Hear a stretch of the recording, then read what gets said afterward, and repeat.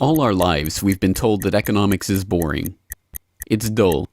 It's not worth the time it takes to understand it. And all our lives, we've been lied to.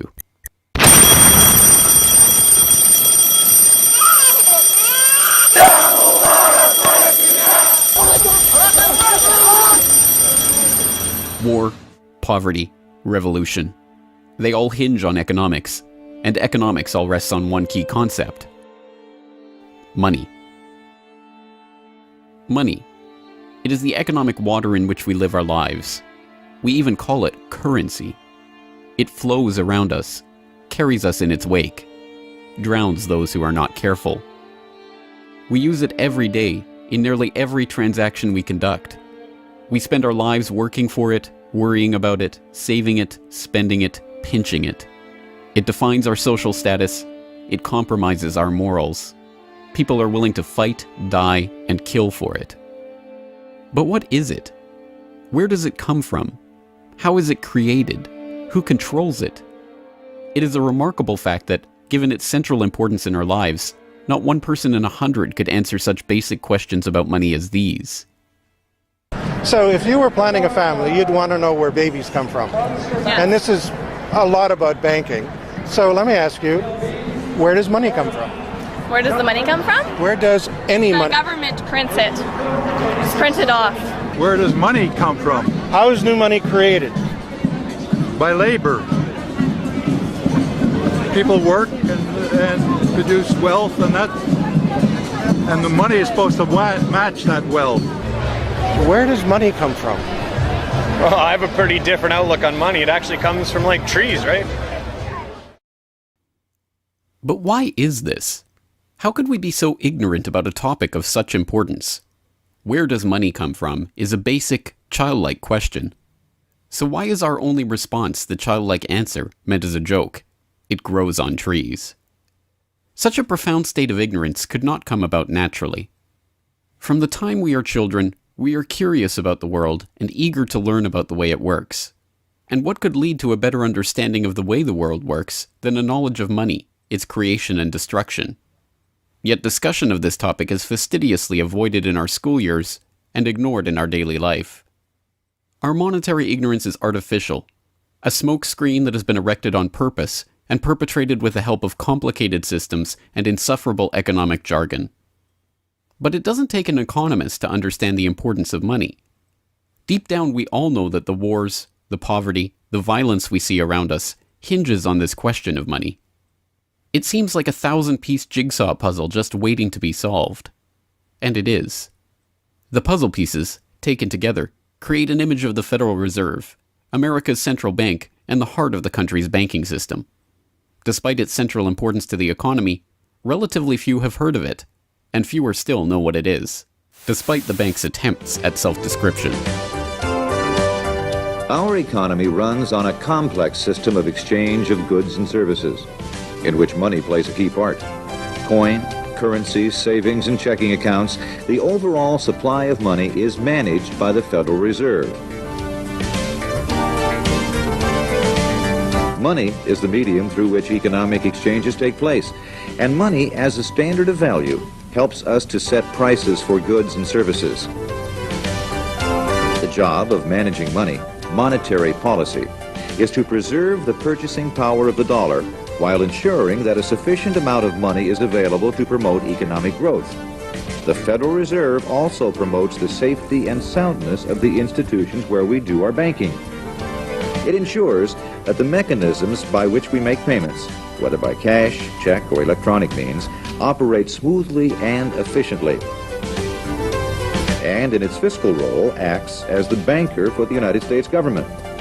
Now, these duties comprise the major responsibilities of our central bank. But in order to really understand the Federal Reserve, we must first understand its origins and context. We must deconstruct the puzzle.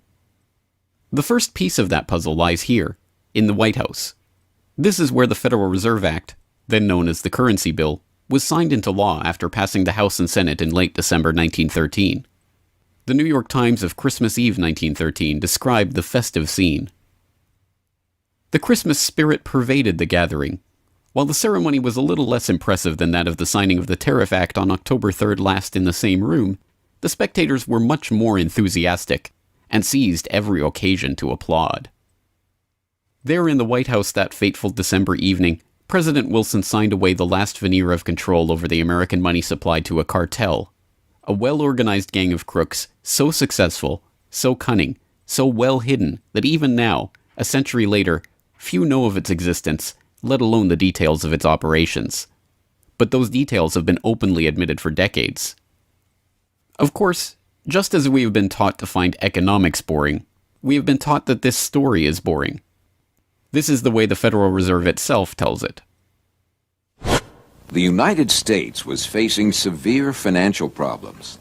At the turn of the century, most banks were issuing their own currency, called banknotes. The trouble was, currency that was good in one state was sometimes worthless in another. People began to lose confidence in their money, since it was only as sound as the bank that issued it. Fearful that their bank might go out of business, they rushed to exchange their banknotes for gold or silver. By attempting to do so, they created the Panic of 1907. During the panic, people streamed to the banks and demanded their deposits. The banks could not meet the demand. They simply did not have enough gold and silver coin available. Many banks went under. People lost millions of dollars. Businesses suffered, unemployment rose, and the stability of our economic system was again threatened. Well, this couldn't go on. If the country was going to grow and prosper, some means would have to be found to achieve financial and economic stability. To prevent financial panics like the one in 1907, President Woodrow Wilson signed the Federal Reserve Act into law in 1913. But this is history as told by the victors, a revisionist vision in which the creation of a central bank to control the nation's money supply is merely a boring historical footnote, about as important as the invention of the zipper or an early 20th century hula hoop craze. The truth is that the story of the secret banking conclave that gave birth to that Federal Reserve Act is as exciting and dramatic as any Hollywood screenplay or detective novel yarn, and all the more remarkable for the fact that it is all true. We pick up the story, appropriately enough, under cover of darkness. It was the night of November 22nd, 1910, and a group of the richest and most powerful men in America were boarding a private rail car at an unassuming railroad station in Hoboken, New Jersey. The car, waiting with shades drawn to keep onlookers from seeing inside, belonged to Senator Nelson Aldrich, the father-in-law of billionaire heir to the Rockefeller dynasty, John D. Rockefeller Jr. A central figure on the influential Senate Finance Committee where he oversaw the nation's monetary policy, Aldrich was referred to in the press as the general manager of the nation. Joining him that evening was his private secretary Shelton, and a who's who of the nation's banking and financial elite. A. Piatt Andrew, the assistant treasury secretary, Frank Vanderlip, president of the National City Bank of New York, Henry P. Davison, a senior partner of J.P. Morgan Company, Benjamin Strong Jr., an associate of J.P. Morgan and president of Bankers Trust Co., and Paul Warburg, heir of the Warburg banking family and son-in-law of Solomon Loeb of the famed New York investment firm Kuhn, Loeb and Company. The men had been told to arrive one by one after sunset to attract as little attention as possible. Indeed, secrecy was so important to their mission that the group did not use anything but their first names throughout the journey so as to keep their true identities secret even from their own servants and waitstaff. The movements of any one of them would have been reason enough to attract the attention of New York's voracious press, especially in an era where banking and monetary reform was seen as a key issue for the future of the nation. A meeting of all of them, now that would surely have been the story of the century. And it was. Their destination?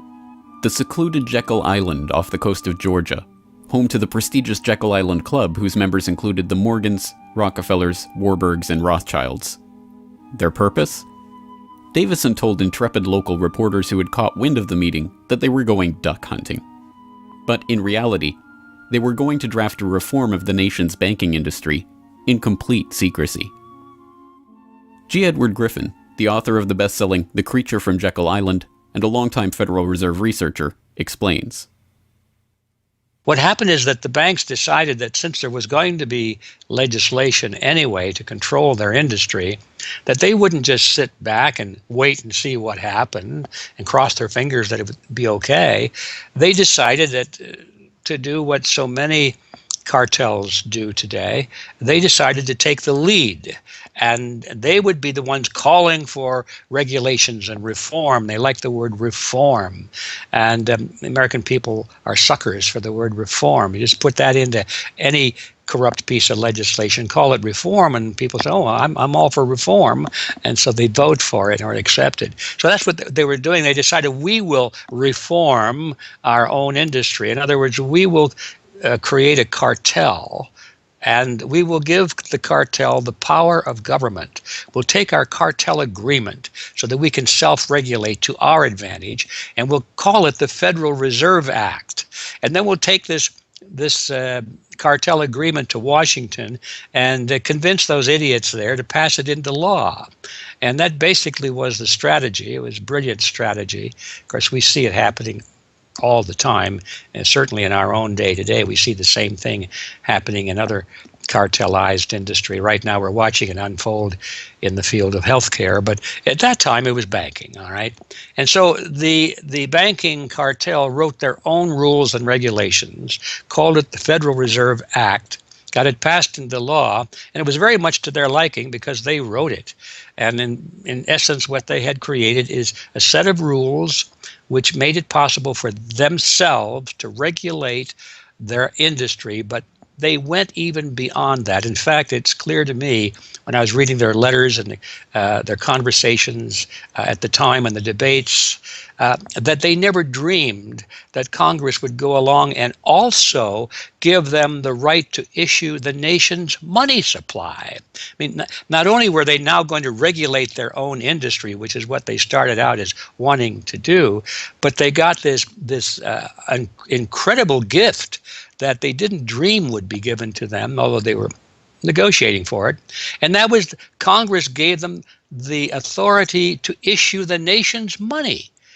And Congress gave away the sovereign right to issue the nation's money to the private banks. And so all of this was in the Federal Reserve Act, and the American people were joyous because they were told and they were convinced that this was finally a means of controlling this big creature from Jekyll Island. Amazingly enough, they were successful, not just in conspiring to write the legislation that would eventually become the Federal Reserve Act, but in keeping that conspiracy a secret from the public for decades. It was first reported on in 1916 by Bertie Charles Forbes, the financial writer who would later go on to found Forbes magazine. But it was never fully admitted until a quarter century later, when Frank Vanderlip wrote a casual admission of the meeting in the February 9th, 1935 edition of the Saturday Evening Post. I was as secretive, indeed as furtive, as any conspirator.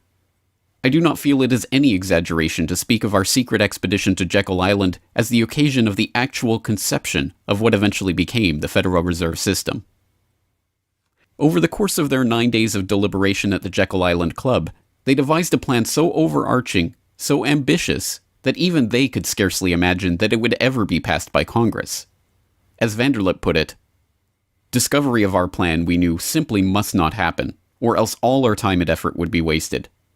If it were to be exposed publicly that our particular group had got together and written a banking bill, that bill would have no chance whatever of passage by Congress.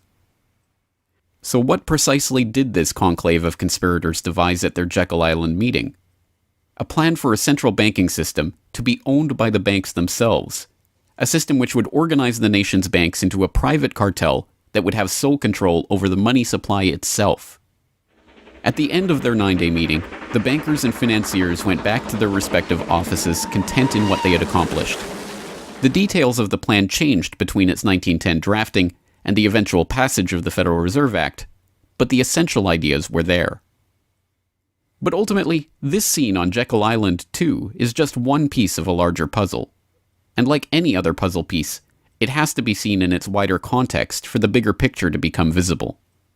To understand the other pieces of the puzzle and their importance in the creation of the Federal Reserve, we have to travel backward in time. The story begins in late 17th century Europe.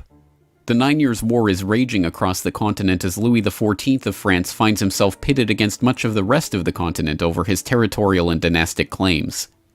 King William III of England, devastated by a stunning naval defeat, commits his court to rebuilding the English navy.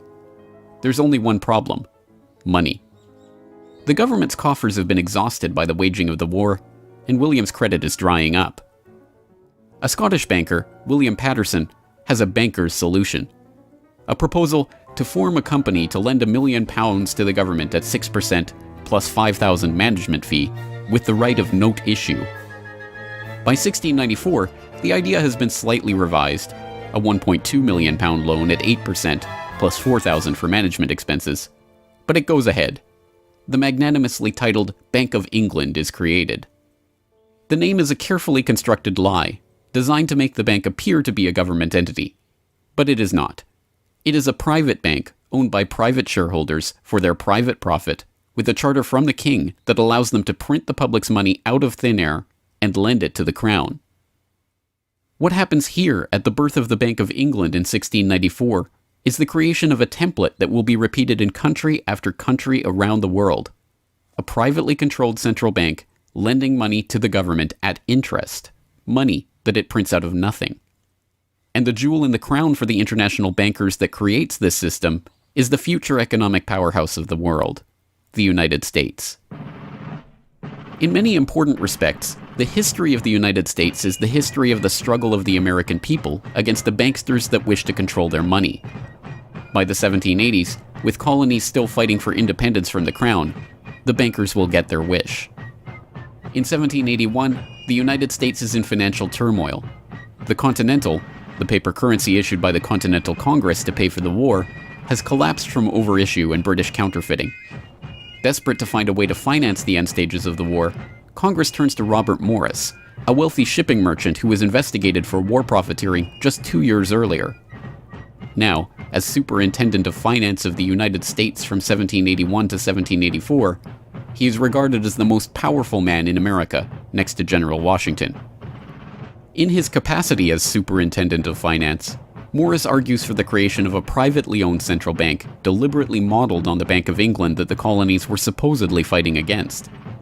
Congress, backed into a corner by war obligations and forced to do business with the bankers just like King William in the 1690s, acquiesces and charters the Bank of North America as the nation's first central bank. And exactly as the Bank of England came into existence loaning the British Crown £1.2 million, the BNA started business by loaning $1.2 million to Congress.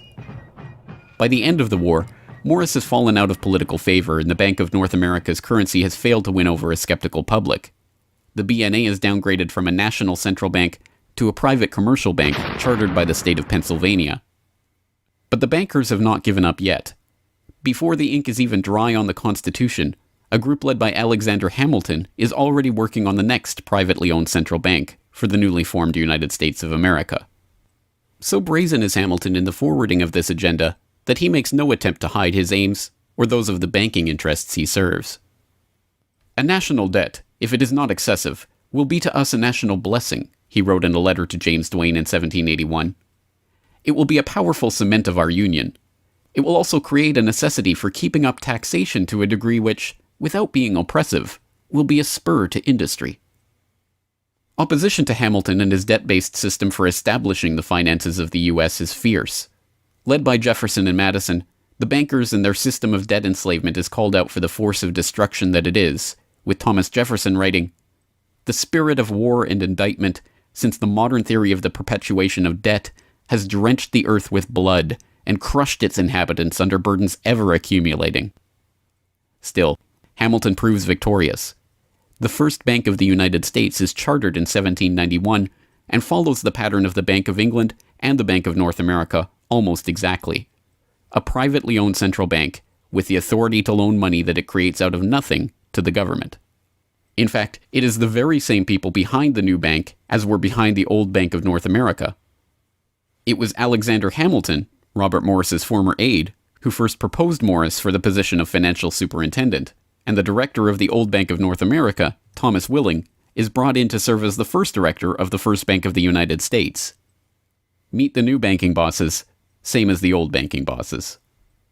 In the first 5 years of the bank's existence, the U.S. government borrows $8.2 million from the bank, and prices rise 72%. By 1795, when Hamilton leaves office, the incoming Treasury Secretary announces that the government needs even more money and sells off the government's meager 20% share in the bank, making it a fully private corporation. Once again, the U.S. economy is plundered while the private banking cartel laughs all the way to the bank that they created.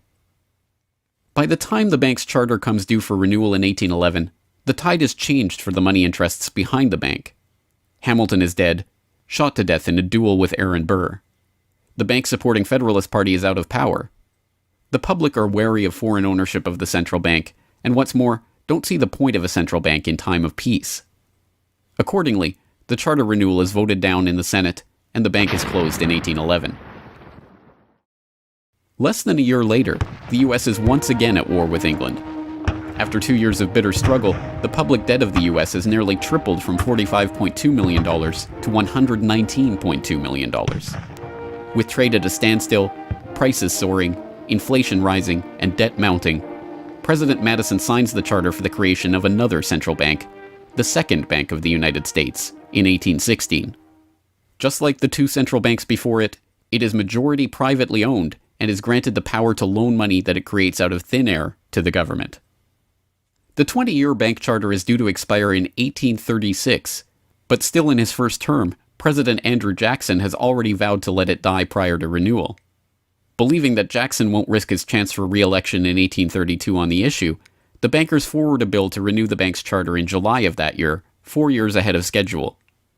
Remarkably, Jackson vetoes the renewal charter and stakes his re-election on the people's support of his move. In his veto message, Jackson writes in no uncertain terms about his opposition to the bank. Whatever interest or influence, whether public or private, has given birth to this act, it cannot be found either in the wishes or necessities of the executive department, by which present action is deemed premature, and the powers conferred upon its agent not only unnecessary, but dangerous to the government and country. It is to be regretted that the rich and powerful too often bend the acts of government to their selfish purposes. If we cannot at once, in justice to interests vested under improvident legislation, make our government what it ought to be, we can at least take a stand against all new grants of monopolies and exclusive privileges, against any prostitution of our government to the advancement of the few at the expense of the many, and in favor of compromise and gradual reform in our code of laws and system of political economy. The people side with Jackson, and he's re-elected on the back of his slogan, "Jackson and no bank." The president makes good on his pledge. In 1833, he announces that the government will stop using the bank and will pay off its debt. The bankers retaliate in 1834 by staging a financial crisis and attempting to pin the blame on Jackson, but it's no use. On January 8, 1835, President Jackson succeeds in paying off the debt, and for the first and only time in its history, the United States is free from the debt chain of the bankers. In 1836, the Second Bank of the United States charter expires, and the bank loses its status as America's central bank. It is 77 years before the bankers can regain the jewel in their crown, but it is not for lack of trying. Immediately upon the death of the bank, the banking oligarchs in England react by contracting trade, removing capital from the US, demanding payment in hard currency for all exports, and tightening credit.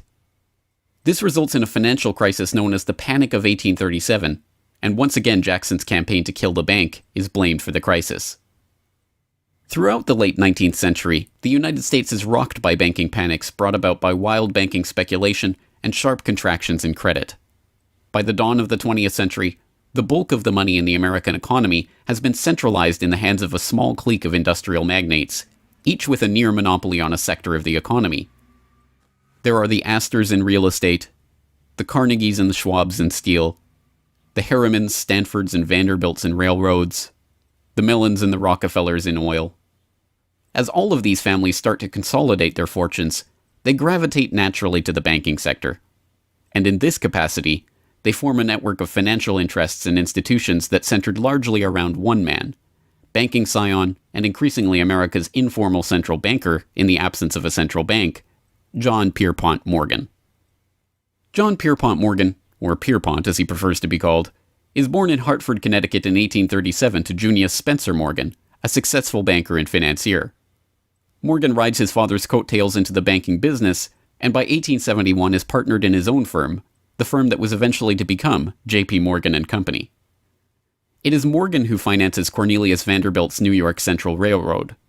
It is Morgan that finances the launch of nearly every major corporation of the period, from AT&T to General Electric to General Motors to DuPont. It is Morgan who buys out Carnegie and creates the United States Steel Corporation, America's first billion-dollar company. It is Morgan who brokers a deal with President Grover Cleveland to save the nation's gold reserves by selling $62 million worth of gold to the Treasury in return for government bonds. And it is Morgan who, in 1907, sets in motion the crisis that leads to the creation of the Federal Reserve. That year, Morgan begins spreading rumors about the precarious finances of the Knickerbocker Trust Company, a Morgan competitor and one of the largest financial institutions in the United States at the time. The resulting crisis, dubbed the Panic of 1907, shakes the U.S. financial system to its core. Morgan puts himself forward as a hero, boldly offering to help underwrite some of the faltering banks and brokerage houses to keep them from going under. After a bout of hand-wringing over the nation's finances, a congressional committee is assembled to investigate the Money Trust, the bankers and financiers who brought the nation so close to financial ruin and that wield such power over the nation's finances. The public follows the issue closely, and in the end a handful of bankers are identified as key players in the Money Trust's operations, including Paul Warburg, Benjamin Strong Jr., and J.P. Morgan. Andrew Gavin Marshall, editor of the People's Book Project, explains. At the beginning of the 20th century, there was an investigation following the greatest of these financial panics, which was in 1907. And this investigation was on what was called the Money Trust, which found that three banking interests, J.P. Morgan, National City Bank, and the Citibank of New York, I believe it was, basically controlled the entire financial system. So three banks. And the public hatred towards these institutions was unprecedented. There was an overwhelming consensus in the country for establishing a central bank, but there were many different interests in pushing this, and everyone had sort of their own specific purpose behind advocating for a central bank. So to represent the most people, you had farmer interests, populists, progressives, who were advocating a central bank because they couldn't take the recurring panics, but they wanted government control of a central bank. They wanted it to be exclusively under the public control because they despised and feared the New York banks as wielding too much influence. So for them, a central bank would be a way to curb the power of these private financial interests. On the other hand, those same financial interests were advocating for a central bank to serve as a source of stability for their control of the system, also to act as a lender of last resort to them, and so that they would never have to face collapse, but also in order to exert more control through a central bank.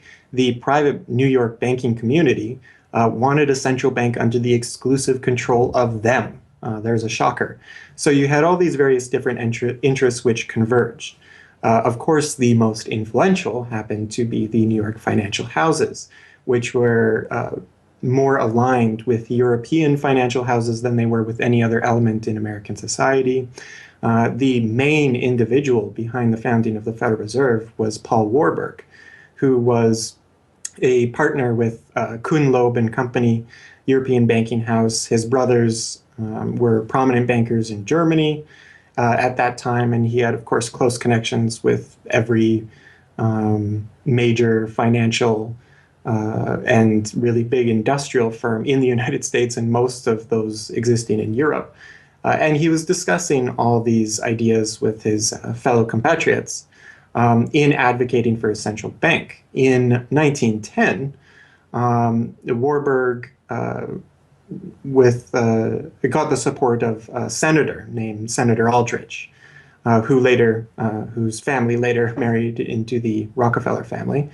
Again, I'm sure just a coincidence, but Aldrich invited Warburg and a number of other bankers to a private secret meeting on Jekyll Island, just off the coast of Georgia, where they met in 1910 to discuss the construction of a central bank in the United States, but one which, of course, would be owned and serve the interests of the private bankers.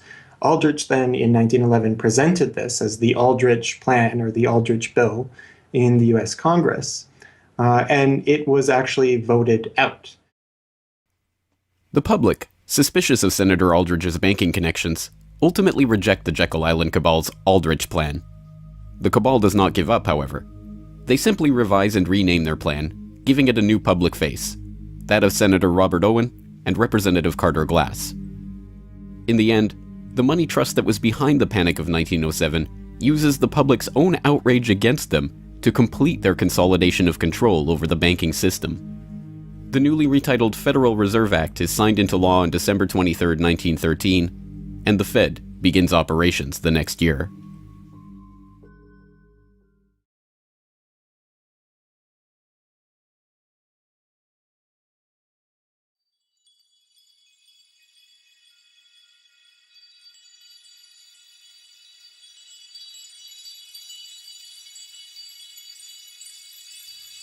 So how does the Federal Reserve System work?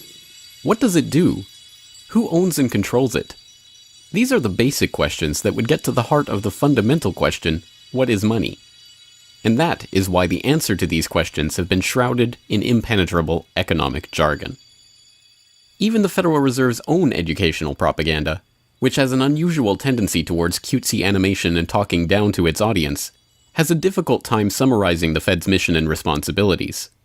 According to the Fed, to achieve these goals, the Fed, then and now, combines centralized national authority through the Board of Governors, remember that on the map, with a healthy dose of regional independence through the reserve banks. A third entity, the Federal Open Market Committee, brings together the expertise of the first two in setting the nation's monetary policy. Precisely what imaginary gaggle of schoolchildren is this economic gibberish aimed at? The simple truth, hidden behind the sleight of hand of economic jargon and magisterial titles, is that a banking cartel has monopolized the most important item in our entire economy: money itself. We are taught to think of money as the pieces of paper printed in government printing presses or coins minted by government mints. While this is partially true, in this day and age, the actual notes and coins circulating in the economy represent only a tiny fraction of the money in existence. Over 90% of the money supply is in fact created by private banks as loans that are payable back to the banks at interest. Although this simple fact is obscured by the wizards of Wall Street and gods of money who want to make the money creation process into some special art of alchemy carefully overseen by the government, the truth is not hidden from the public. In December 1977, the Federal Reserve Bank of New York published another of its dumbed-down cartoon-ridden information pamphlets for the general public, attempting to explain the functions of the Federal Reserve System. There in black and white, they carefully explain the money creation process. Commercial banks create checkbook money whenever they grant a loan, simply by adding new deposit dollars to accounts on their books in exchange for a borrower's IOU. Banks create money by monetizing the private debts of businesses and individuals. That is, they create amounts of money against the value of those IOUs. There it is, in plain English. The vast majority of money in the economy, the checkbook money in our accounts at the bank and that we use in our electronic transfers and digital payments, is created not by a government printing press, but by the bank itself. It is created out of thin air as debt, owed back to the bank that created it at interest. This means that bank loans are not money taken from other bank depositors, but new money simply conjured into existence and placed into your account.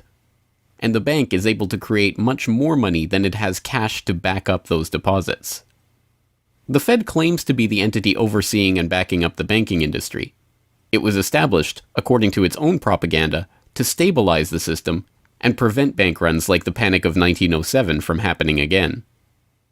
Throughout much of the 1800s, almost any organization that wanted could print its own money.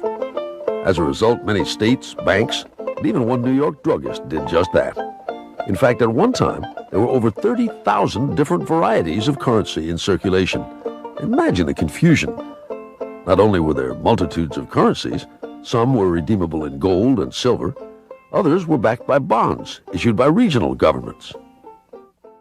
It was not unusual for people to lose faith both in the value of their currency and in the entire financial system. With many people trying to withdraw their deposits at once, sometimes the banks didn't have enough money on hand to pay their depositors. Then, when the funds ran out, the banks suspended payment temporarily, and some even closed. People lost their entire savings, and sometimes regional economies suffered. Obviously, something had to be done, and in 1913, something was. In that year, President Woodrow Wilson signed into effect the Federal Reserve Act. This act created the Federal Reserve System to provide a safer and more stable monetary and banking system. If that was indeed its aim, it signally failed to do so in running up one of the greatest bubbles in American history to that point in the 1920s, just a decade after its creation. The popping of that bubble, of course, led directly into the Great Depression and one of the greatest periods of mass poverty in American history. Economists have long argued that the Fed itself was the cause of the Depression by its complete mismanagement of the money supply. As former Federal Reserve Chairman Ben Bernanke admitted in a speech commemorating Fed critic Milton Friedman's 90th birthday, regarding the Great Depression, "You're right, we did it. We're very sorry. But thanks to you, we won't do it again." Price stability is another cited tenet of the Federal Reserve's mandate. But here, too, the Fed has completely failed to live up to its own standards. Aside from the banking system, the Federal Reserve has another responsibility that's probably even more important. It's in charge of something called monetary policy. Basically, it means trying to keep prices stable to avoid inflation. Say you buy a CD today for $14. But what if next year the price of the CD jumped to $20 or $50? Not because of a change in supply or demand, but because all prices were going up. That's inflation. There are a lot of different causes of inflation, but one of the most important is too much money. The Fed can adjust the money supply by injecting money into the system electronically or by withdrawing money from the economy. Think of it. The Federal Reserve has the ability to create money and make it disappear. What's most important is what happens as a result. Anytime the supply of money is altered, the effects are felt throughout the economy. The Fed's methods have changed over time to take advantage of the latest computers and electronics, but its mission remains the same: to aim for stable prices, full employment, and a growing economy. 100 years ago, in 1913, the Fed was created, and we've marked it with a vertical line there. Consumer prices now are about 30 times higher than they were when the Fed was created in 1913.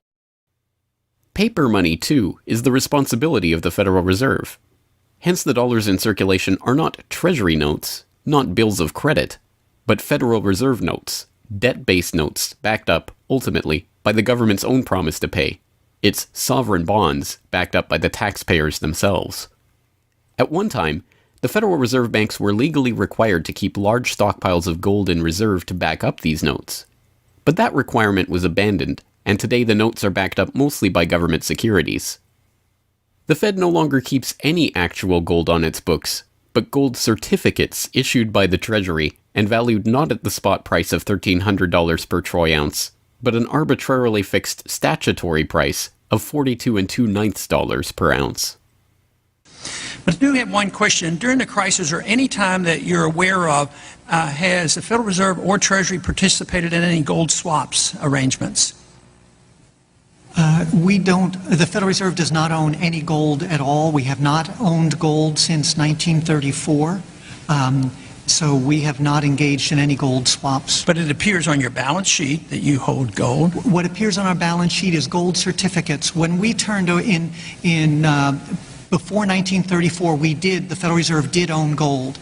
We turned that over by law to the Treasury and received in return for that gold certificates.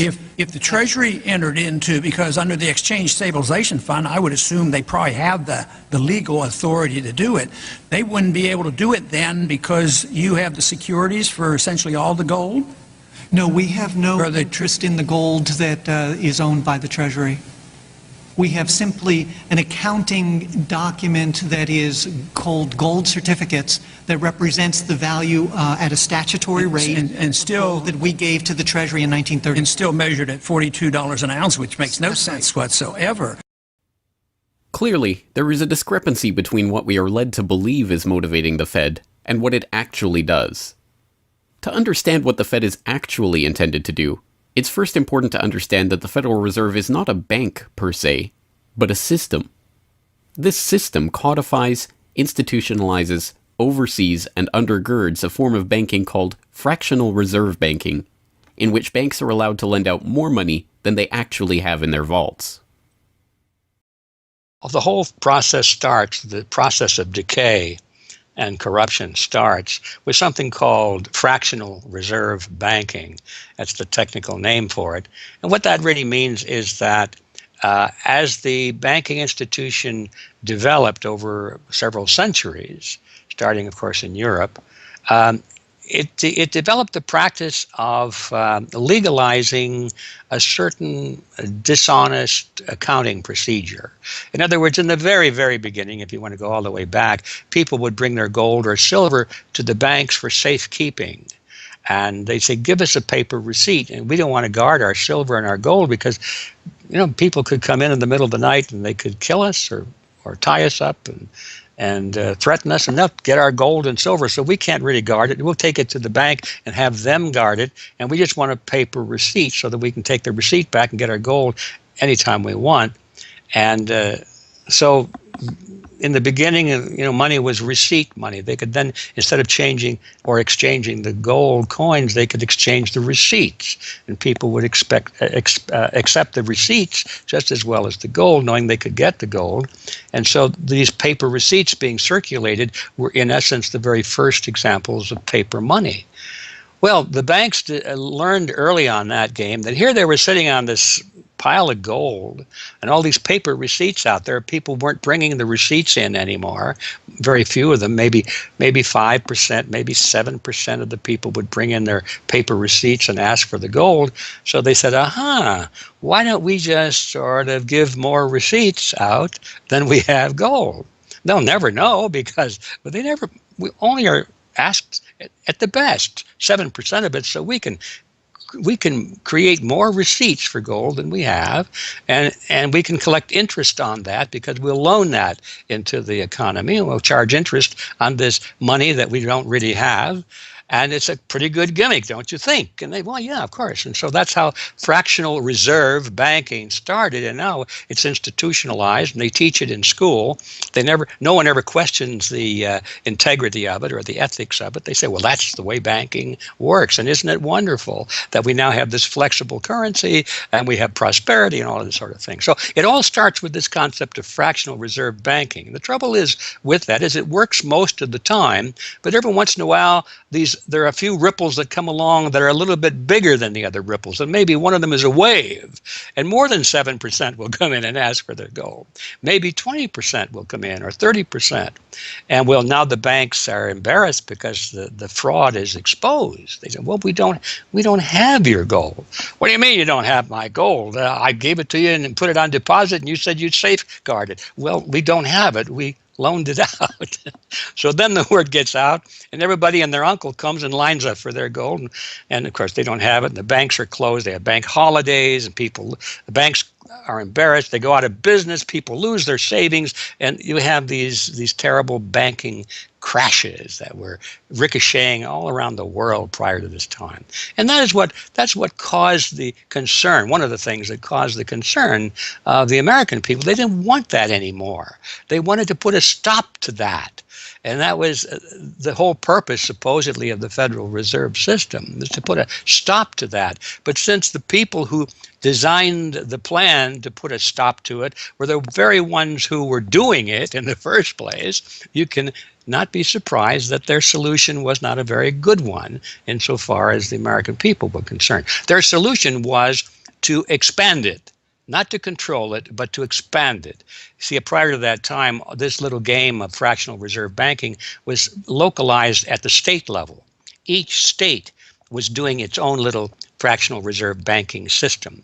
Each state, in essence, had its own Federal Reserve.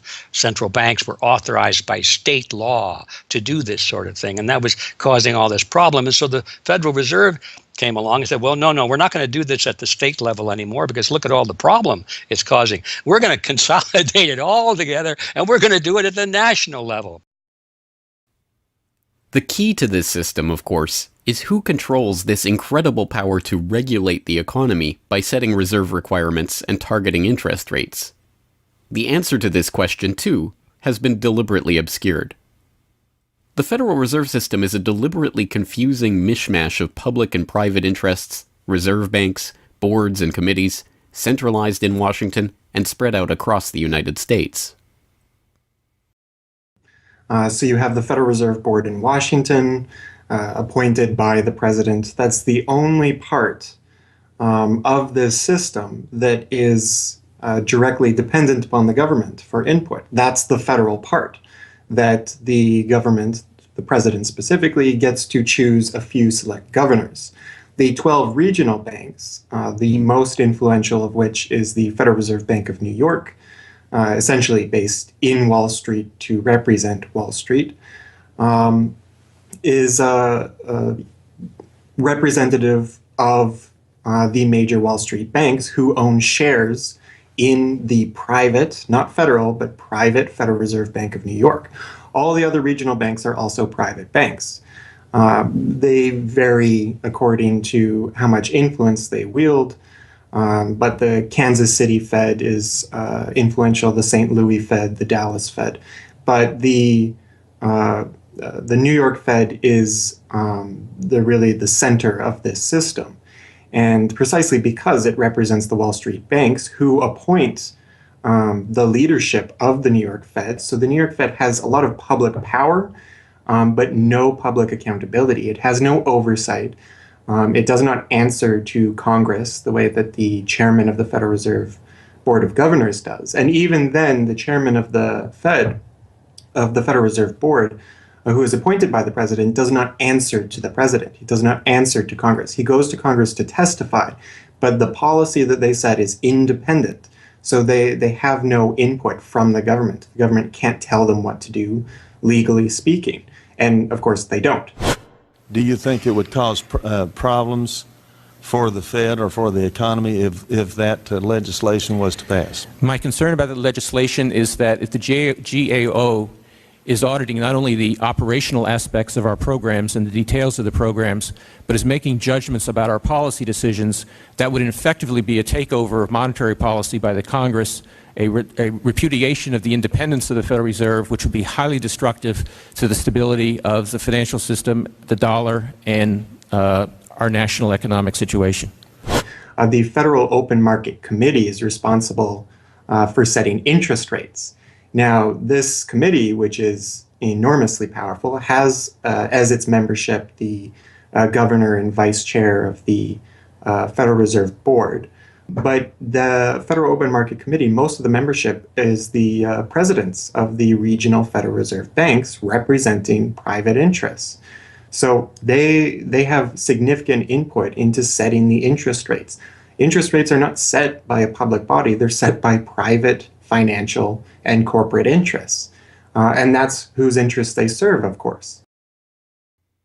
The reason that the Federal Reserve goes to such great lengths to make its organizational structure as confusing as possible is to cover up the massive conflicts of interest that are at the heart of the system. The fact is that the Federal Reserve System is comprised of a board of governors, 12 regional banks, and an open market committee. The privately owned member banks of each Federal Reserve Bank vote on the majority of the Reserve Bank's directors, and the directors vote on members to serve on the Federal Open Market Committee, which determines monetary policy. What's more, Wall Street is given a prime seat at the table, with tradition holding that the president of the powerful New York Federal Reserve Bank be given the vice chairmanship of the FOMC and be made a permanent committee member. In effect, the private banks are the key determinants in the composition of the FOMC, which regulates the entire economy. According to the Fed, its monetary policy decisions do not have to be approved by the president or anyone else in the executive or legislative branches of government, It does not receive funding appropriated by the Congress, and the terms of the members of the Board of Governors span multiple presidential and congressional terms. Or, in the words of Alan Greenspan, what is the proper relationship, what should be the proper relationship between a chairman of the Fed and a president of the United States? Well, first of all, the Federal Reserve is an independent agency, and that means basically that there is no other agency of government which can overrule actions that we take. The Fed goes on in its self-mythologization to state that it is not a private, profit-making institution. This characterization is dishonest at best, and an outright lie at worst. The regional banks are themselves private corporations, as noted in a 1928 Supreme Court ruling. Instrumentalities like the national banks or the Federal Reserve banks, in which there are private interests, are not departments of the government. They are private corporations in which the government has an interest. This point is even admitted by the Federal Reserve's own senior counsel. Our regulations do specify overall terms for the lending, but the day-to-day operation of the banking activities are conducted by the Federal Reserve banks. They are banks, and indeed they do lend, and they do interact they're their with own depositors. agency then, essentially, They are not in that agencies. regard. Yes, they're not agencies, Your Honor. They're persons under FOIA. Each Federal Reserve bank, the stock is owned by the member banks in the district, 100% privately held. They have private boards of directors. Majority of those boards are appointed by the independent banks, private banks in the district. They're not agencies. These private corporations issue shares that are held by the member banks that make up the system, making the banks the ultimate owners of the Federal Reserve banks. Although the Fed's profits are returned to the Treasury each year, the member banks' shares of the Fed do earn them a 6% dividend. According to the Fed, the fixed nature of these returns means that they are not being held for profit. Despite the dishonest nature of this description, however, it is important to understand that the bankers who own the Federal Reserve indeed do not make their money from the Fed directly. Instead, the benefits are much less obvious and much more insidious.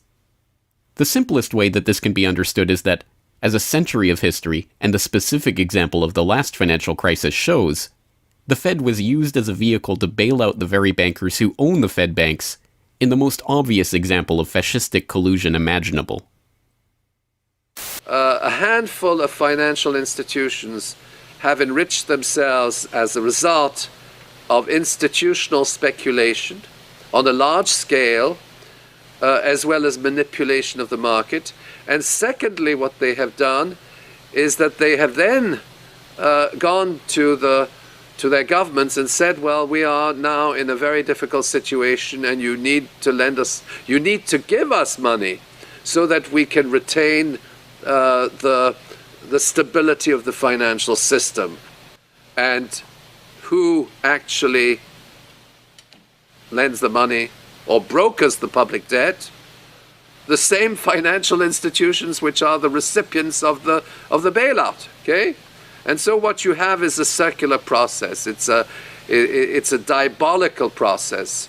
You're lending money. You're not lending money. You're handing money to the large financial institutions, and then this is leading up to a mounting public debt in the trillions. Okay, and then you say to the financial institutions, we need to establish a new set of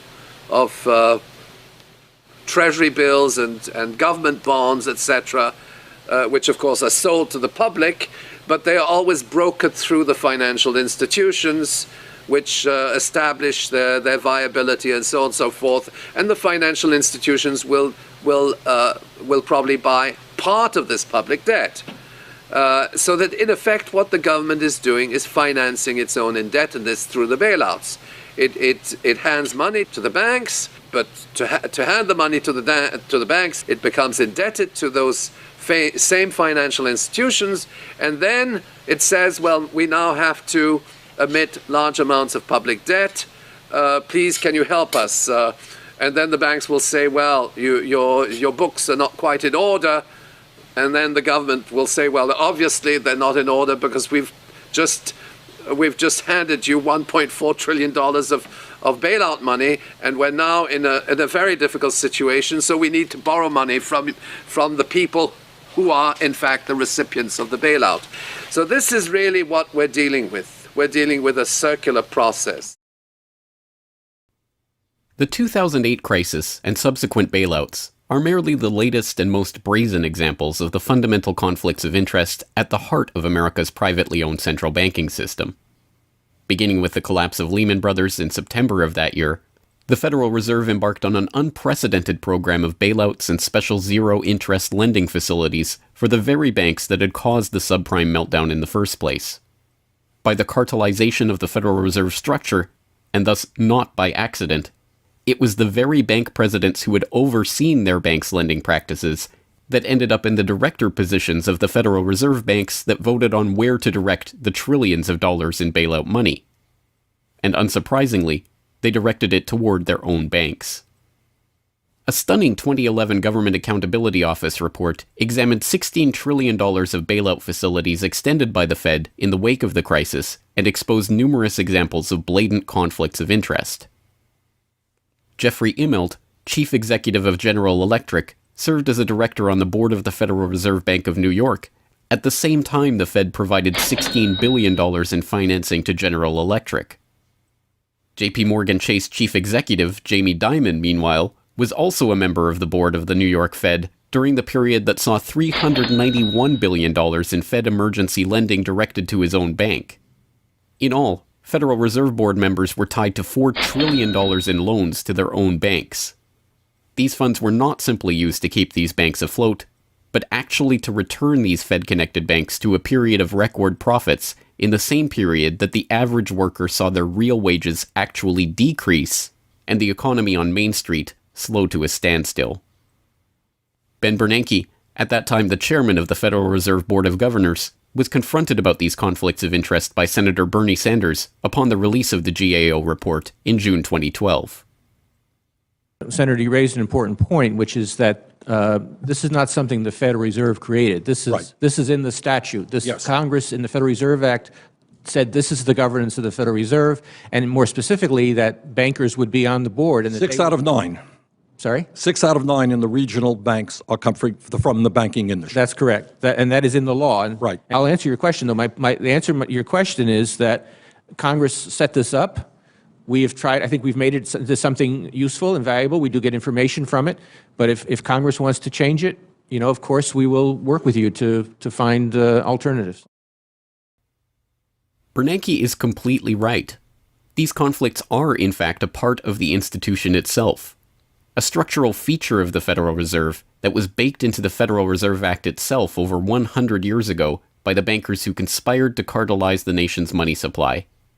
You could not ask for a more succinct reason why the Federal Reserve itself, this admitted cartel of banking interests, needs to be abolished. But you could get one.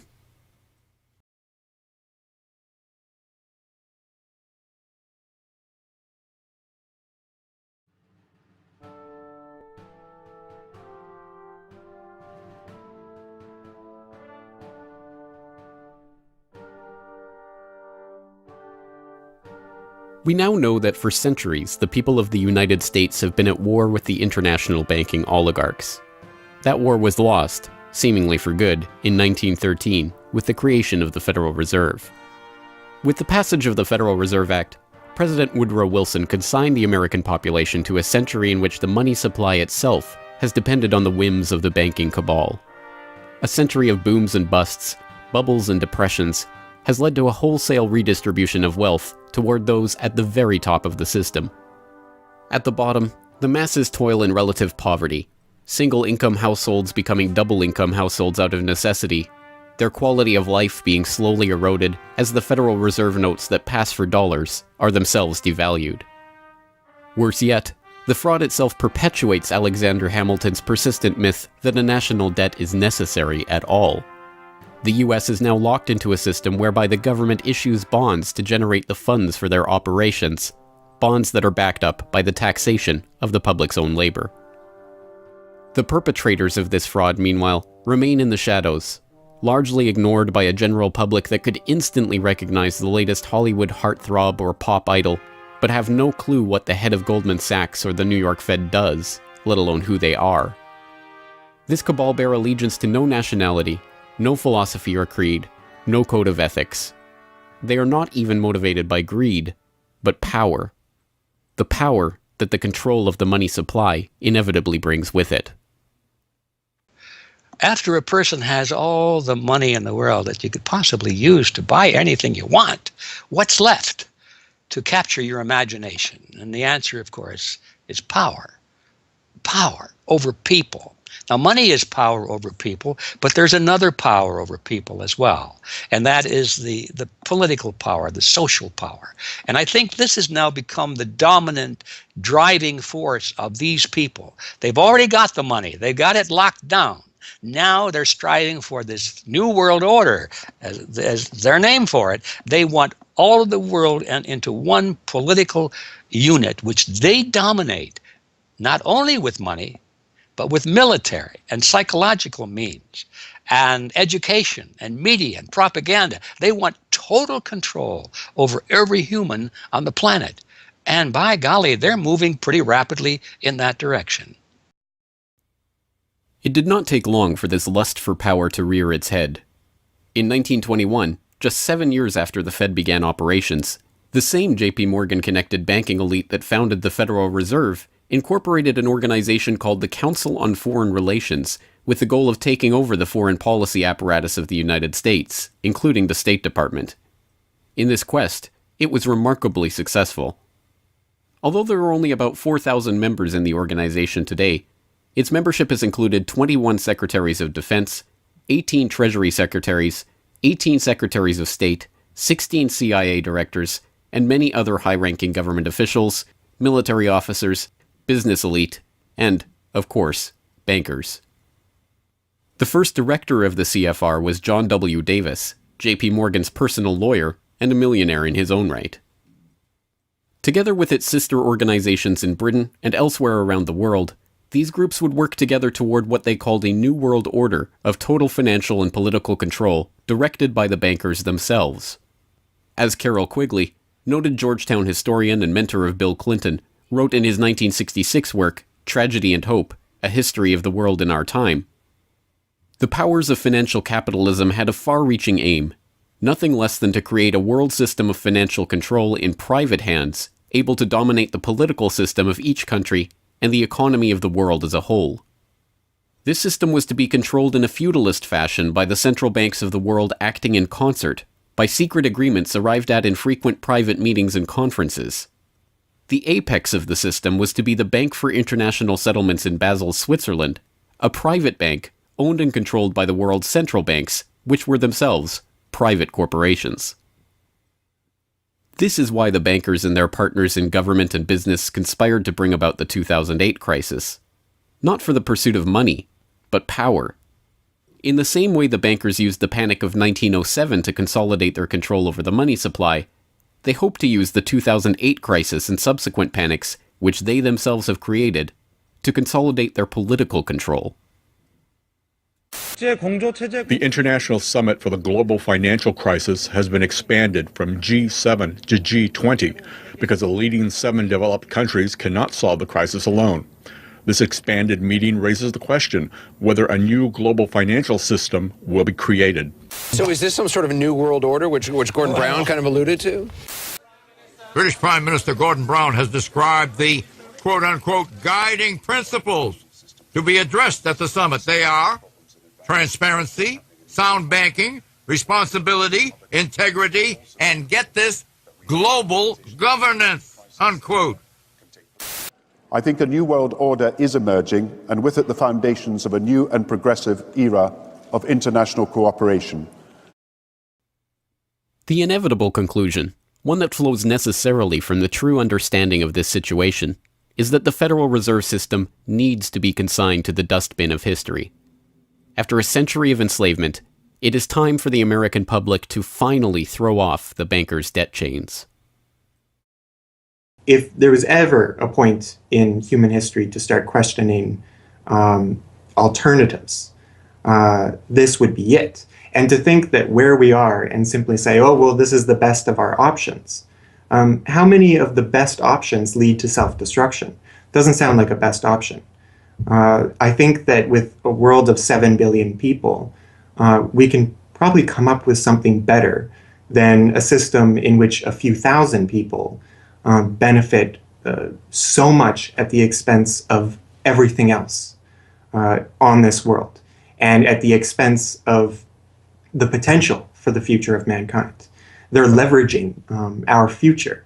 And so long as we accept this way of thinking, so long as we accept these institutions as having dominance, that's the direction we'll be going. So I think reform is a good way to try and stall and to push back directly against the expanding and evolving power structures.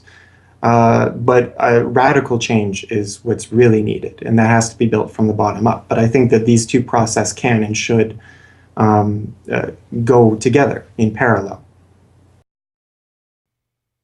If you've made it this far, congratulations. You are now better informed on the economic history of the United States and the truth about the Federal Reserve than 99% of the population. If you do nothing else, then just working to get those around you educated on this information alone will have a profound effect. Once they learn of the scam, many are motivated to do something about it, and they, in turn, inform others. This is the viral nature of suppressed truth, and it is the reason that more people are aware of and energized by the issue of the Federal Reserve and the nature of money than ever before. Perhaps even more amazingly, this movement is spreading to other parts of the globe. Recognizing the interlocking nature of the modern global economy and the international nature of the banking oligarchy, movements to abolish the Federal Reserve have sprung up in Europe, where protests against the cartelized central banking system are taking place in over 100 cities, attracting 20,000 people on a weekly basis. I started this movement because I realized that the Federal Reserve Act, in my opinion, is one of the most worst laws in the whole world. So a private banking company is lending America the money, and in my opinion, America is not any more democratic. The Federal Reserve tells the government what to do, and that's a problem. It's a very big problem, especially in the US. Why is it a global issue, and why are people doing it here in Germany? Because when you realize that this finance system, it's a global system, you have to go to the really beginning of the system. And in my opinion, it's also the World Bank and the International Fund of Currencies and stuff like this. But at the beginning of all this is a law from 1913, Woodrow Wilson signed it. And this is the beginning of all this hardcore capitalism we are suffering right now from. And the only way to stop this is maybe to break this law. But what if the burgeoning movement to end the Fed is successful? What system do people propose as the answer? There have been several proposals along different lines by various researchers. Some argue for a return to America's colonial roots of debt-free money issued by state-run banks, pointing to the Bank of North Dakota as one already functioning, successful model of this approach. We've had two banking systems ever since the 1860s, with the state bank system and the federal bank system. And the federal bank system are the big Wall Street banks, particularly. They dominate the federal system. So they're taking over right now. I mean, in California, we don't even have any local banks where I am. They're now, we had two, and I had accounts in both of them, and they're now, one of them is Chase Bank and the other is U.S. Bank. So they're both big Wall Street banks now. They've been taken over. So if you can keep, it's the local banks that have an interest in serving the local business. The big banks have no interest in making loans to local business. It's too risky. Why should they bother? They've got this virtually free money they can get from the Fed and from each other, and it's much more lucrative to them either to speculate in commodities or other things abroad, or what works very well for them is to buy long-term government bonds at 3%, because these have no capital requirement. The capital requirement for government bonds are zero. So they can buy all of those that they want. Whereas if they buy, let's say, mortgages, or if they make loans for mortgages, or they make loans to businesses, then they have to worry about their capital requirement. And as soon as they've used up all their capital, in other words, $8 of capital will get you $100 of loans, then they can't make any more loans. They have to wait for 30 years till those loans get paid off. So what they do, if they do buy mortgages, is sell them off to investors. And so that was the whole mortgage-backed securities scam that we've seen. They had no motivation to make sure that these borrowers were actually sound borrowers. They just wanted to make a sale, so they sold the stuff to the unwary investors who might be somebody in Iceland or Sweden or pension funds. Yeah, so that didn't work out so well. So a state bank with the partnering with the local banks can provide the capital, can help them with capital. In North Dakota, the state bank guarantees the loans of the local banks, allowing them to make much bigger loans than they could otherwise. And the state bank provides liquidity to the small banks. That's why the small banks, the local banks, aren't making loans to small business right now, because they don't know that they can get money from the other banks as needed. The way banking works is they make the loan first. If you have credit lines to many different businesses, and if they all hit up their credit lines at once, you're going to run out of money. So you don't dare do that unless you know that you can get short-term loans from the other banks. And what's happening right now, even though there's $1.6 trillion in excess reserves sitting on the books of the big banks, they're not available to the little banks. And the reason is because the Fed is paying 0.25% interest on those reserves. So the banks have no incentive to lend them to the little banks. Why let go of them when you can make just as much keeping them, and then you still have your reserves, and you can use them as collateral to buy bonds or something that'll make you more money. So the whole system is messed up. And in North Dakota, the Bank of North Dakota provides the liquidity for these local banks. Others advocate a decentralized system of alternative and competing currencies that greatly reduce or even eliminate altogether the need for a central bank. Well, 22 years ago in Ithaca, New York, I noticed that a lot of people, friends particularly, had skills and time that were not being employed or respected by the prevailing economy. And while we had much desire to create things and trade them with each other, and many services we could provide to each other, we didn't have the money. So, since I have a background in graphic design, journalism, and arrogance, I went to my computer and designed paper money for Ithaca, New York. Designed pretty colorful money, with pictures of children, waterfalls, and trolley cars, and denominated in hours of labor. 1 hour note, half hour, quarter, eighth hour note, 2 hour note, and then began to issue to each of the pioneer traders who had agreed to be listed in the directory a specific starter amount. And the game began. An hour has been worth an hour of basic labor, or 10 US dollars, which at that time, 20 years ago, was double the minimum wage. People who usually expect more than $10 per hour of their service can charge multiple hours per hour, but the denomination puts between us as residents of our community that reminder that we are fellow citizens, not merely winners or losers scrambling for dollars. And it introduces us to each other on the basis of these skills and services that we have, that we are more proud to provide for each other than often is the case with a conventional job, just the stuff we have to do to get the money to pay the bills. So through that trading process, that more intimate scale process within the community, we're more easily able to become friends and lovers and political allies. It's an inspiring story, and tell people about how much money has circulated through this community. I mean, it's important for people to understand just how successful this has been.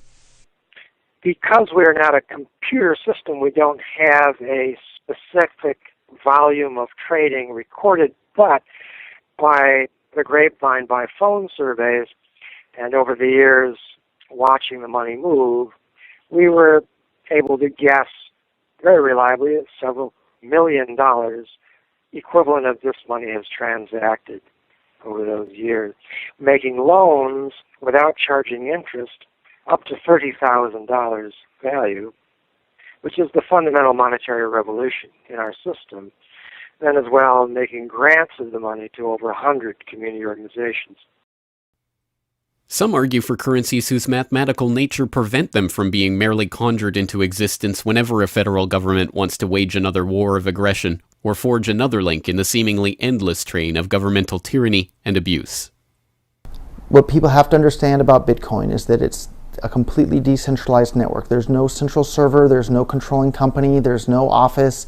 It's just free software that anyone can download and start running on their computer anywhere in the world. And that the Bitcoins themselves can be transferred to or from anyone anywhere in the world. And it's impossible for any bank or government or entity to block you from sending or receiving those Bitcoins. There's a limited supply of those Bitcoins. There will never, ever, ever be more than 21 million Bitcoins. And so because, like everything, the price is set based on supply and demand, because the supply of Bitcoins is limited and the demand is increasing as more and more people start to use them and more websites start to accept them, the price of Bitcoins in terms of dollars is going to have to increase even a lot more than the $500 per Bitcoin that it is today. Are there any drawbacks at all to the idea of using a cryptocurrency? If you're part of the current power elite that can just print money at will to spend on whatever you feel like, then yeah, the world switching over to Bitcoin is probably not going to benefit you. But if you're one of the normal people that aren't working for the Federal Reserve or any central bank that's printing money to pay to your friends and that sort of thing, then a Bitcoin world is a wonderful thing for you. Sound money, cryptocurrencies, state banks, LETS programs, self-issued credit.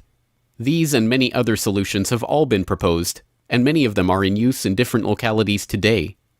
Information on all of these ideas and how they are being applied in various parts of the world are widely available online. The point is that the question of what money is and how it should be created is perhaps the single greatest question facing humanity as a whole, and yet it is one that has been almost completely eliminated from the national conversation. Until recently.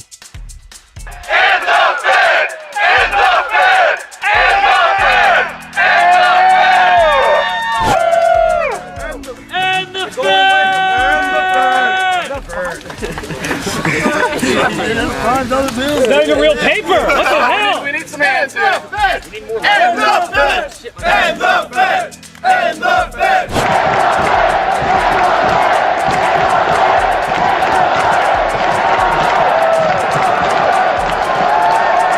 I haven't even gotten to that part yet. We can do it again when I get to that part.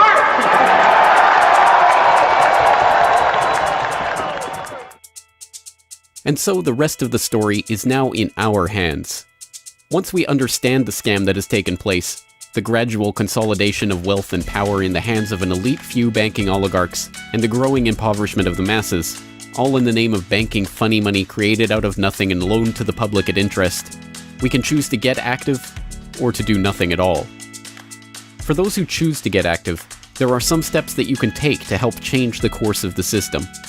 First, follow the links and resources from the transcript of this documentary at corbettreport.com/Federal Reserve to familiarize yourself with the history, the connections, and the functions of the Federal Reserve System.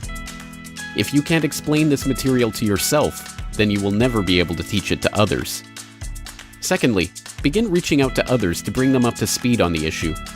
It can be as simple as broaching this conversation in the Monday morning water cooler talk, or passing out a copy of this documentary, or sending out links to this information to your email list.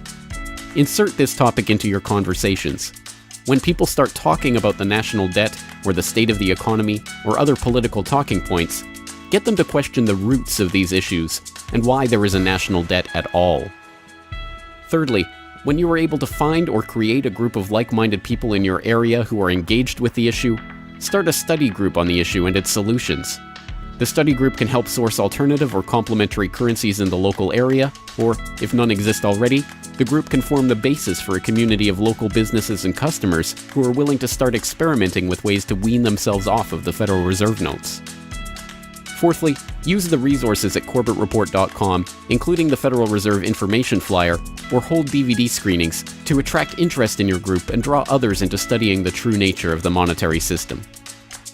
The work of building up an alternative to the current system can seem daunting, even at times overwhelming. But it is important to keep in mind that the Federal Reserve System that seems so monolithic today has only been around for 1 century. Central banks have been defeated in America before, and they can be defeated again. The question of how we decide to change this system is not rhetorical.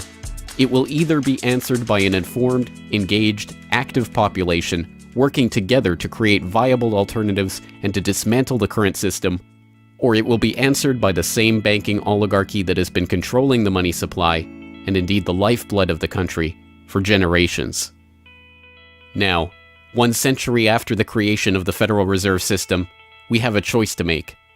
Whether the next century, like the one before it, will be a century of enslavement, or, transformed by the actions and choices that we make in the light of this knowledge, a century of empowerment.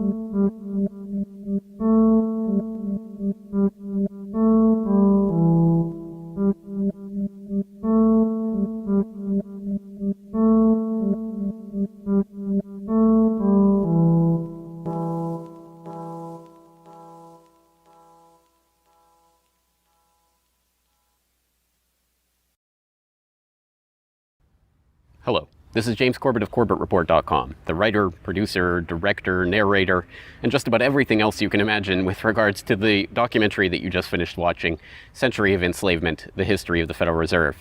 As I mentioned towards the end of that documentary, if you've made it this far, then you are now better informed about the Federal Reserve, its origins, what it is, how it functions, and why it must be opposed than 99% of the general public. And if you've made it this far, then you are obviously one of the very few who is very eager and motivated to join the rising tide of free humanity that is seeking to throw off the debt chains of the banksters in the United States and around the world. And if you are so motivated, then I have some treats for you. I have some resources that I'd like to direct you to. As I mentioned again towards the end of that documentary, there are some resources up at corbettreport.com that I hope will help you in your quest to better inform yourself and better inform others about the Federal Reserve System. Because once again, if you can't explain this to yourself, then how could you ever hope to explain it to anyone else? So I think the first quest that we must all engage in is to improve our own understanding of the Federal Reserve System and how it functions, and then to spread that information to others. And on that note, once again, if you go to corbettreport.com, you'll be able to find, first and foremost, this documentary itself is, of course, 100% freely available online, which you would know because you're watching this right now. So, of course, there will be links to the YouTube version of this documentary or the downloadable MP4 version on my website. There's also audio MP3 files available for download. All of those, again, freely open to the public, and I do encourage you to send them out to others if you do find it to be a valuable resource yourself. And once you're there at corbettreport.com, you'll find not only the documentary itself, but also a transcript of the documentary, complete with hyperlinks to all of the source documents, videos, articles, all of the information that was used to compile this documentary. So I hope that will be a valuable resource, again, for people who are looking to put this information together in a way that makes sense in their own head, and so that they can see where all of this information is coming from, much of it sourcing from the Federal Reserve itself. So I hope that the hyperlinked transcript will be valuable to people out there who are seeking to broaden their understanding of these topics. And you will also find there a news information pamphlet that I have put together with the help of Mike Krentz of MikeKrentz.com, a graphic designer who's helped me out a lot behind the scenes on the website. As you can tell from the graphics on this documentary, I'm not a graphic designer myself by trade or by training, so I certainly do appreciate Mike's help in putting this information pamphlet together. And this is just a few points that have been addressed in this video, informational points about the Federal Reserve, what it is, and some interesting little teasers to get people interested in this information. You can download and print this off from CorbettReport.com and use it however you like, handing it out to people on the street, using it as a discussion point if you hold a DVD screening, if you want to just post it up in public areas, only where allowed by law, of course. Once again, this is freely available for download and for you to print out and to use to help spread information about the Federal Reserve System.